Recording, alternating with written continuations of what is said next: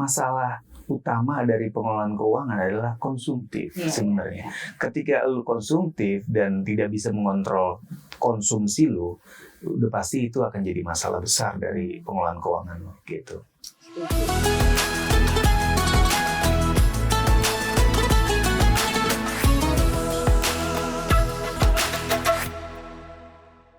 Assalamualaikum Sobat Cuan, apa kabar? Selamat datang di Vicky Financial Clinic, syariahnya CNBC Indonesia melalui Cuap-Cuap Cuan bareng Mas Ai Hidayah. Halo Sobat Cuan. Indonesia. Gimana Mas Ai, puasanya lancar? Alhamdulillah Alhamdulillah, lancar. Sobat Cuan.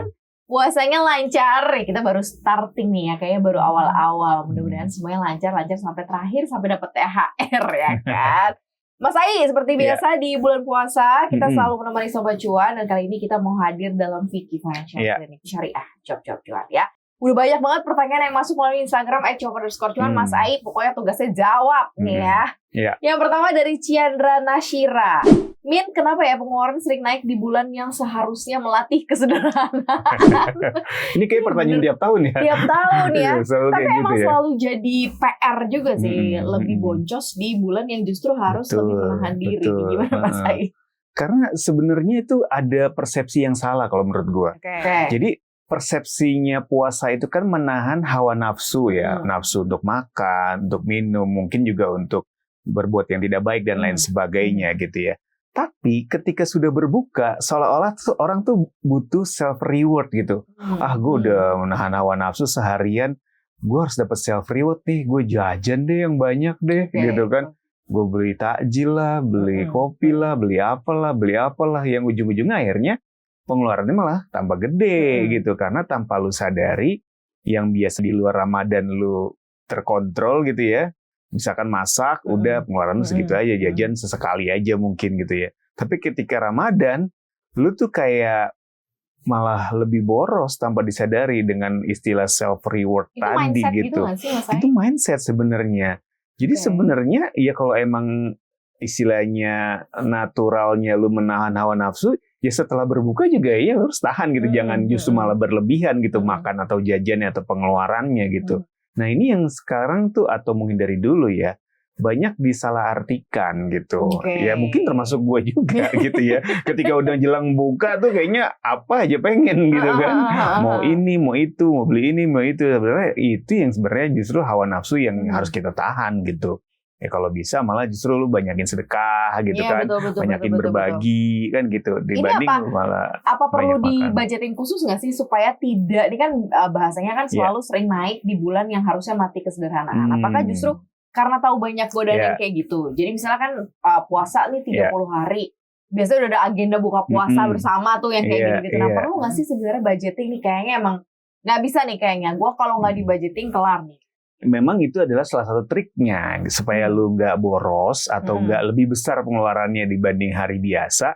Ya paling gampang dibudgeting gitu ya. Misalnya sehari pengeluaran untuk buka puasa dan sahur berapa, misalkan gitu, tergantung orangnya masing-masing ya kan, berapa orang, terus kira-kira biasanya berapa, makannya seberapa banyak, kan beda orang pasti beda gitu kan. Itu salah satu trik untuk mengontrol gitu ya. Yang kedua, kalau menurut gue menu juga penting, Maria. Jadi supaya karena gini, ketika lu menunya monoton, lu cenderung excuse untuk beli jajanan tambahan. Misalnya lu sahur mie instan mulu, pasti bosen gue beli ini. Tapi kalau menunya lu beragam, apalagi misalkan lu benar-benar explore gitu ya, kan menu-menu biasanya banyak tuh beredar di saat Ramadan ya. Bahkan ada yang bikin apa gitu. Maksud gue, ketika lu menunya beragam, sehingga lu tidak bosan dan lu excited gitu terhadap menu yang emang lu bikin atau lu siapin itu, sehingga lu nggak ada pikiran lagi untuk jajan yang lain gitu. Karena menurut gue itu mengaruh gue mengalami sendiri gitu. Jadi kalau variasi menunya udah ada di rumah ya nggak perlu lagi lu nyari-nyari. Betul gitu. Tapi kalau lu yang monoton, misalkan nasi bukannya pakai ayam terus ya lama akhirnya bosan juga gue beli ini ya. Gue beli ini. Jadi kayak ada ide untuk keluar duit lagi gitu. Tapi kalau menunya variatif, kemarin gue ini, sekarang ini kayak enak nih ini gitu. Jadi lu bisa mengontrol nafsu lu juga gitu, selain memang di budgeting tadi gitu. Jadi dua hal itu simple sih kalau menurut gue. bisa istilahnya mengontrol budget dan pengeluaran lo gitu. Bisa dicoba nih Sobat Cuan mulai begitu ya, untuk mulai kreatif lah. Misalnya hari ini mau apa, besok apa. Mungkin itu akhirnya bisa mengontrol, sekaligus mungkin lebih strict juga sama budget, dan strict untuk tidak mengatakan iya mulu gitu. Kalau diajakin ada batas, kayak gue bukbernya seminggu sekali aja gitu. Iya, bener. Itu kadang-kadang iya, karena temennya banyak ya, makanya kan temennya banyak tuh, sehari tiap hari bukber gitu kan. Ya jangan diturutin semua gitu kan, disesuaikan aja skala prioritas aja, kira-kira yang mana memang penting banget lo ikutin gitu. Karena kan ya namanya bukber pasti ada aja gitu, kalau diturutin tiap hari mungkin tiap hari juga ada gitu. Tinggal ya budgetnya aja dikontrol gitu kan. Atau malah lo buka puasa di masjid-masjid yang biasanya suka ada buka puasa itu. Buka puasa bareng, dapat makanan gratis, dapat takjil gratis, banyak banget gitu. Itu ajak temen lu buka bareng di situ di masjid. Jadi nggak usah ke mall gitu ya, nggak usah ke restoran gitu. Itu kayaknya bisa deh untuk mengontrol keuangan selama bulan Ramadan. Ingat, setelah bulan Ramadan ada bulan-bulan selanjutnya. Jangan jor-joran. Oke, next ya Mas Ai ya. Favalala.moy. Saya pelaku usaha kecil-kecilan, Mas Ai. Gimana caranya yang tepat mengelola keuangan bagi pelaku usaha seperti saya yang omsetnya naik turun katanya. Harusnya kalau apa dulu nih ya usahanya ya, harusnya selama Ramadan kalau misalnya berbau-bau takjil segala macam. Justru biasanya ketika lu jadi pengusaha ya, baik kecil maupun besar, di kala Ramadan dan Lebaran itu saatnya memanen cuan biasanya. Karena orang spendingnya jadi lebih besar di Ramadan dan Lebaran itu. Ya itu tadi, karena banyak excuse. Ramadan, pengen ini, pengen itu, turutin karena self reward. Mau Lebaran, pasti beli baju baru. Sampai mobil baru juga orang biasanya beli tuh kalau mau Lebaran kan. Ya kayak gitu. Kendaraan baru gitu kan, baju baru, perhiasan baru, semua gitu. Jadi kalau emang usahanya tadi relate terkait kebutuhan-kebutuhan yang biasanya naik ya di saat Ramadan dan Lebaran, harusnya nggak naik turun, malah justru saatnya memanen cuan gitu ya. Tapi kalau dalam Islam kan katanya lu nggak boleh ngambil untung terlalu besar ya, tetap harus yang wajar-wajar aja gitu, karena kan itu zolim namanya gitu ya. Yang untung kecil tapi kalau volumenya gede kan dapat gede juga gitu. Tinggal pinter-pinter aja gitu kan untuk mengatur pengeluarannya juga. Jangan lu udah untung gede dari usaha lu, ya lu belanja lagi gitu kan buat diri lu sendiri, ya sama juga bohong gitu ya. Kalau bisa dialokasikan juga untuk ditabung, diinvestasikan gitu ya. Mungkin omset naik turun karena mungkin jualannya on off kali ya. Mungkin juga nggak konsisten, atau mungkin apa ya, produknya sekarang ada besok enggak gitu juga gitu. Karena stok biasanya kalau di saat Ramadan lu harusnya diperbanyak. Kayak lu jualan kue, kayak sekarang nih ya udah mulai banyak tuh yang jualan kue-kue Lebaran kan. Sebelum Ramadan. Iya, lu harus stok gitu. Jangan ketika Ramadan Lebaran permintaan lagi tinggi, lu stoknya dikit. Ketika ada yang mau beli, nggak ada stoknya gitu. Akhirnya kan ya on off. Mungkin ya naik turun penghasilannya gitu. Jadi memang harus konsisten dan persisten gitu. Yes, benar. Atau menggunakan ini kali Mas Aib, platform jualan di media sosial. Kalau sekarang kan lebih mudah ya, dan itu promosi gratis lewat media sosial gitu kan. Jadi tanpa harus buka toko fisik gitu ya, tanpa harus keluar uang biaya sewa dan lain sebagainya. Bahkan sekarang kan di e-commerce lu bisa jualan di marketplace gitu kan. Jadi bisa lewat mana aja gitu, dan nggak harus keluar duit untuk marketingin gitu ya. Marketingnya dari teman-teman aja, dari saudara-saudara, dari mulut ke mulut, kasihlah satu toples gitu ya. Tapi jualin dong kayak gitu kan. Biasanya banyak kayak gitu tuh. Setuju gue. Mungkin dicek lagi nih bisnisnya seperti apa. Kalau misalnya ada modal, boleh nggak sih kayak kan tadi ngejalanin bisnis A gitu Mas Ai.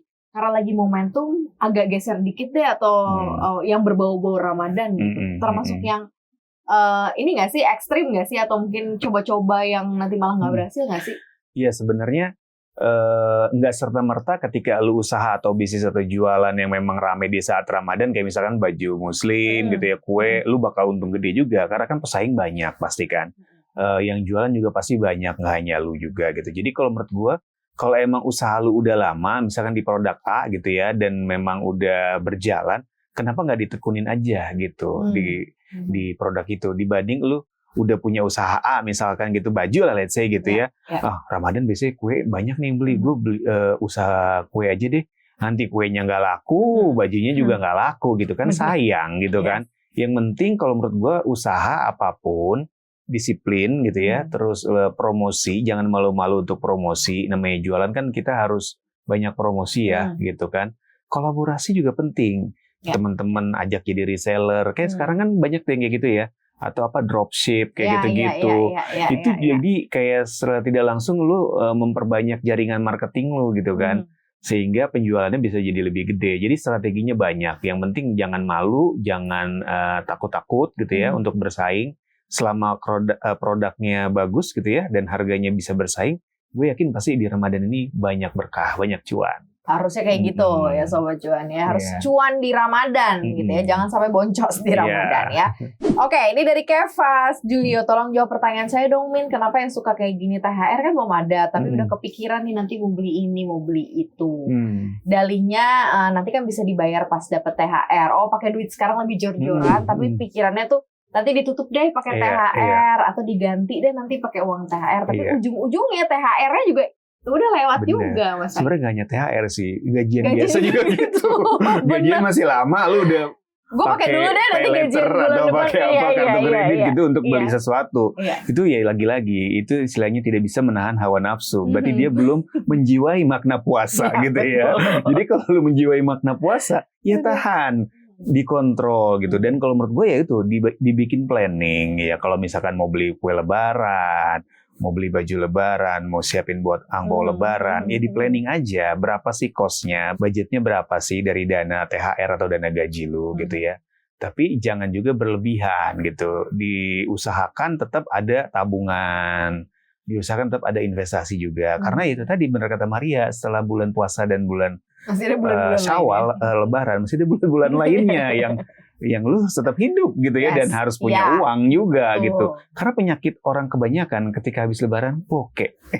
Karena habis-habisan di saat Ramadan. Iya. Mau dipikir-pikir ya. Iya kan dapat gaji, dapat THR. Belum lagi kalau lu usaha kayak tadi lu dapat untung gitu kan. Tapi kok kayaknya setiap habis Lebaran kok habis gitu. Berarti ada yang salah dengan pengelolaan keuangan lu gitu. Jadi jangan semuanya dikonsumsi, tapi sebagian diinvestasikan gitu supaya berkembang juga gitu dan sustain setelah Lebarannya. Ini nih, gue juga setuju sih yang kayak gini-gini ya. Jadi kalau misalnya, soalnya kita suka gini sih, reaksi kita tuh terhadap padahal ini uang kan belum di tangan ya. Betul. Tapi reaksi mindset otak tuh selalu kayak, nanti kan gue dapet nih abis ini gajian. Apalagi kalau yang kerja di kantoran, udah jelas lah gajiannya tanggal berapa. Kenapa ya bisa kayak gitu ya Mas Ai? Karena otak lu terbiasa untuk berpikir konsumtif. Kalau otak lu dipacu untuk berpikir produktif, niscaya pikiran konsumtif itu akan berkurang gitu. Nah, orang secara lahiriah, istilah secara naturalnya, itu memang lebih banyak berpikir yang konsumtif dibanding berpikir yang produktif. Makanya, nah ini juga pelajaran ya buat sobat cuan di rumah. Kalau lu punya anak atau buat diri lu sendiri, dari kecil tuh dilatih untuk berpikir produktif. Menghasilkan sesuatu yang produktif. Bukan menghasilkan sesuatu yang sifatnya konsumtif gitu. Karena itu penting. Nanti ketika dibiasakan dari kecil untuk produktif, udah gedenya dia nggak akan konsumtif. Dia nggak akan istilahnya jor-joran keluarin duit, nggak akan berani ambil utang dengan gampang dan lain sebagainya. Karena mindset atau otak kita itu sebenarnya adalah seperti prosesor gitu ya. Ketika sudah dibiasakan berpikir produktif, dia akan terus berpikir produktif. Tapi ketika dibiasakan dari kecil konsumtif, kan banyak tuh anak kecil yang sukanya jajan. Sampai gede pasti akan konsumtif. Terbiasa seperti itu. Iya, karena terbiasa. Apalagi kalau udah bertahun-tahun gitu ya, sampai besar atau sampai dewasa. Nah, makanya buat sobat cuan di rumah, buat diri lu sendiri, buat anak lu, atau buat orang tua lu, keluarga lu lah, dibiasakan sedikit mungkin dari sesuatu yang kecil untuk berpikir yang produktif gitu. Misalkan ya jualan kayak tadi, atau mungkin lu menawarkan jasa apa, atau mungkin misalkan lu ikut kursus apa. Pokoknya nggak selalu harus yang menghasilkan uang, tapi ada nilai tambah buat diri lu gitu. Jadi sesuatu yang bagus, sesuatu yang produktif sehingga sifat konsumtifnya itu terkikis lama-lama gitu. Itu tuh. Karena pengelolaan keuangan itu juga mengelola mindset, mengelola emosi. Benar, semua gitu. Asalnya dari kepala, dari mindset. Ketika mindset lu mikir ya konsumtif terus, ya pasti udah konsumtif gitu. Itu. Makanya puasa sebenarnya efeknya bagus banget ya Mas Ai ya. Karena yang biasanya lu bisa makan minum kapanpun gitu ya, sekarang lu menahan. Nah sebenarnya itu diterapkan terus baiknya ya sampai bulan-bulan setelah puasa gitu sehingga spending lu juga nggak terlalu jor-joran atau nggak terlalu berlebihan lah gitu. Jadi nggak overspending. Oke, next. Mas Ai ada Debbie Indriani. Mas Ai tim freelance di sini nggak kenal nih yang namanya THR katanya. Tim freelance nggak kenal sama yang namanya THR. Tipsnya dong supaya tetap bisa mudik bagi THR buat keluarga aman dan tenang. Iya, yang pertama kerja lebih keras karena di bulan Ramadan sesuai ini dengan tahun kuda tahun kuda, tahun pekerja keras dan percaya orang-orang yang bekerja keras pasti akan dapat ganjaran atau imbal gitu. Tinggal kalau nggak di dunia di akhirat kali ya. Minimal di akhirat ya. Tapi kalau dia kerja keras juga tidak cerdas, itu juga sama juga bohong. Jadi dia harus kerja keras tapi juga kerja cerdas gitu. Kerja keras untuk sesuatu yang memang bisa menghasilkan gitu. Karena kayak contoh maaf nih ya, untuk dan bukan mengkreditkan pekerjaan tertentu, kayak lu mencangkul kerjaannya. Itu kerja keras mencangkul, tapi mungkin hasilnya kecil gitu. Tapi kalau lu misalkan jadi mandor yang kulit cangkul, mungkin hasil lu besar, tapi istilahnya kerjanya tidak lebih capek gitu kan. Jadi mindsetnya adalah gimana caranya lu bisa menghasilkan uang gitu ya, lebih banyak dengan effort yang sebenarnya lebih sedikit kan gitu kan. Apapun ya di bidang manapun gitu ya. Tapi bukan berarti effortnya sedikit lu nggak kerja keras. Justru berpikir untuk mendapatkan sesuatu yang besar itu harus kerja keras kan gitu kan. Nggak gampang karena apalagi di sekarang ini kan dunia kerja persaingannya luar biasa ya, dengan kondisi daya beli juga yang masih fluktuatif dan kurang kondusif gitu ya. Ya kita harus pintar-pintar mencari peluang dan menangkap momentum gitu ya. Ketika ada peluang, ada momentumnya, jangan disia-siakan. Banyak orang menyia-nyiakan peluang dan momentum, akhirnya jadi nggak dapat cuan gitu, atau akhirnya jadi nggak bisa mendapatkan sesuatu yang bagus buat dirinya gitu. Makanya kalau menurut gue ketika ada satu peluang atau momentum, jangan ragu untuk diambil. Memang setiap peluang itu pasti ada resiko, tinggal bagaimana dimitigasi resikonya gitu. Jangan takut untuk mencoba, yang penting. Oke, berarti ya mungkin kalau misalnya kalau ini based on balik lagi ke THR untuk freelance, berarti harusnya mereka udah nyiapin dari uang-uang yang mereka dapat. Setelah dia kerja keras gitu ya, misalkan kayak di bulan Ramadan ini kan sebenarnya banyak peluang-peluang yang sebenarnya tidak ada di bulan-bulan sebelumnya gitu ya. Kalau sebagai freelancer ya lebih open minded aja. Lihat di sekeliling apa kira-kira peluang yang bisa jadi duit lah, biasanya bahasa kasarnya gitu ya. Jangan ragu, jangan malu untuk diambil gitu. Nah ketika dapat uangnya dihemat, jangan istilahnya di lu spending semua gitu. Lu udah tahu nih penghasilan lu tidak menentu gitu ya. Jangan juga lu jadi orang yang konsumtif gitu, tapi jadi orang yang produktif gitu ya. Misalkan dari hasil freelance lu sebagian lo investasikan gitu, malah kan berkembang uangnya gitu kan. Atau sebagian lo taruh misalkan deposito digital gitu, yang bunganya juga lumayan, bisa diambil kapanpun. Itu kan jadi uangnya malah berkembang gitu ya. Intinya adalah kerja keras gitu ya, pandai mengelola uang dan tidak konsumtif. Dengan begitu niscaya tetap aman deh istilahnya pengeluaran atau keuangan lo ya selama Ramadan dan Lebaran nanti gitu. Berarti ketika mungkin pada saat itu pendapatan lo lagi gede-gedenya, harusnya savingnya, prioritinya lebih besar dibanding spendingnya. Karena masalah utama dari pengelolaan keuangan adalah konsumtif sebenarnya.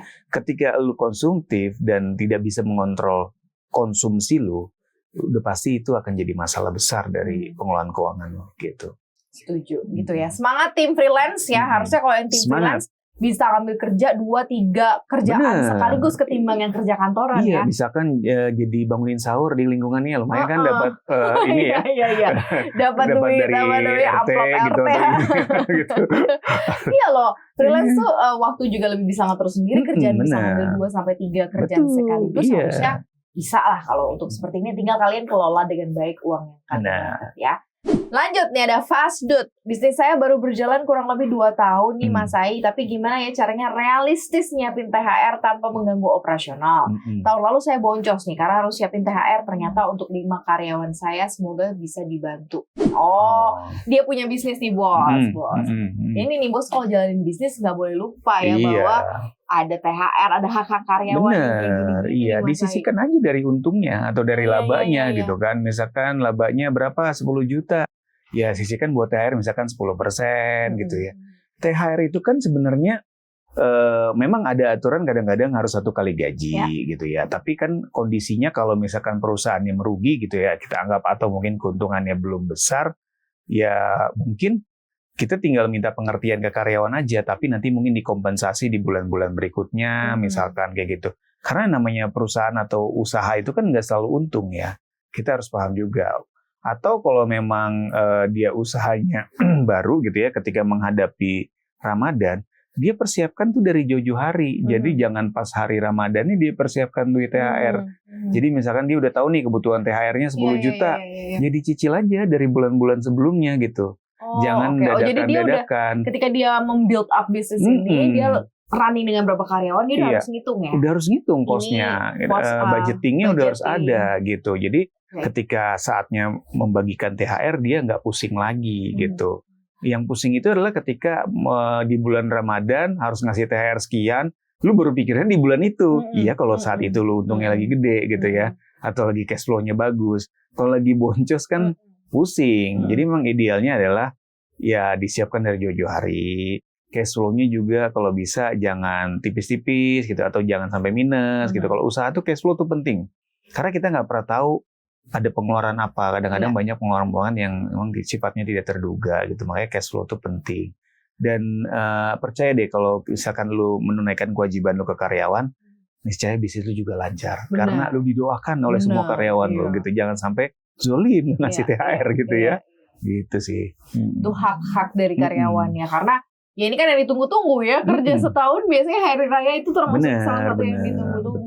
Gitu. Dapat THR, dapat uang lebih, bisa mengaplikasikan semua keinginan-keinginan yang sudah lama. Betul. Gitu ya. Mas, ada tips nggak sih buat Sobat Cuan untuk menjalani kehidupan untuk menjalani Ramadan ini nih biar lebih terstruktur? Karena semua pasti rata-rata keluhannya boncos, rata-rata keluhannya misalnya ya lupa, atau misalnya tadi ya udah ngebayangin duit duluan, padahal duitnya belum dipegang, yang kayak gitu-gitu. Mas, ada tipsnya? Ya, yang pertama tipsnya di era seperti sekarang ini adalah mindsetnya harus produktif. Gitu, jangan mindset konsumtif gitu ya. Dengan lu punya mindset yang produktif, niscaya lu bisa menghasilkan rezeki yang lebih banyak, itu pasti. Yang kedua, kurangi konsumtif gitu ya. Jangan sampai istilahnya nurutin semua keinginan. Kadang-kadang di kepala kita itu pasti banyak keinginan gitu ya.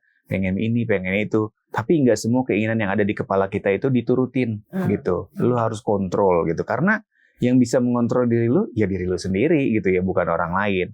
Yang ketiga, atur alokasi keuangan dengan baik gitu ya. Misalkan untuk THR tadi berapa, untuk angpau lebaran berapa, untuk mudik berapa, untuk kue lebaran berapa, dan jangan berlebihan gitu ya. Kalau misalkan uangnya nggak cukup, apa yang bisa dikurangi, ya dikurangi gitu. Jangan lupa untuk tetap saving. Jangan lupa untuk tetap investasi gitu ya. Jangan lupa untuk siapkan dana darurat, karena ya itu tadi, kehidupan itu tidak berhenti di bulan puasa dan lebaran. Masih ada kehidupan di setelah lebaran gitu yang harus lu jalani. Dan mungkin kondisinya nggak kalah berat gitu ya di saat Ramadan dan lebaran gitu ya. Dan yang keempat, jangan lupa untuk berbagi di momen penuh berkah ini gitu ya. Kalau kata ya di dalam Muslim ya, dalam Islam gitu, ketika lu berbagi, niscaya akan kembali lagi rezekinya ke lu gitu. Jadi jangan pelit-pelit ya, itu Sobat Cuan. Benar banget ya. Selagi kita bisa menebarkan kebaikan seperti apapun bentuknya di bulan Ramadan, lakukan gitu ya. Sekaligus ya kalau untuk urusan keuangan ya harus diatur sedemikian rupa Sobat Cuan. Karena mungkin kebutuhannya banyak, nanti juga apa yang disenengin juga mungkin banyak. Betul. Jadi ya harus pintar-pintar untuk melakukan pengaturan keuangannya Sobat Cuan. Thank you banget Mas Ai. Terima kasih banyak, dan juga Sobat Cuan terima kasih sudah menyaksikan Vicky. Hari ini jangan lupa kita juga akan hadir setiap minggu ya Vicky. Kalau Sobat Cuan pengen tanya langsung curhat sama Mas Ai, langsung aja masuk ke Instagram kita di @cuap_cuan. Boleh tanya apa aja sama Mas Ai, nanti dijawab di Vicky ya. Terima kasih banyak sudah dengerin kita hari ini. Jangan lupa dengerin kita juga di Spotify, Transform the Oven. Kita juga ada di YouTube channelnya CNBC Indonesia dan juga Cuap. Follow Instagram kita di @cuap_cuan. Terima kasih banyak. Maria dan juga Mas Ai pamit. Sampai jumpa.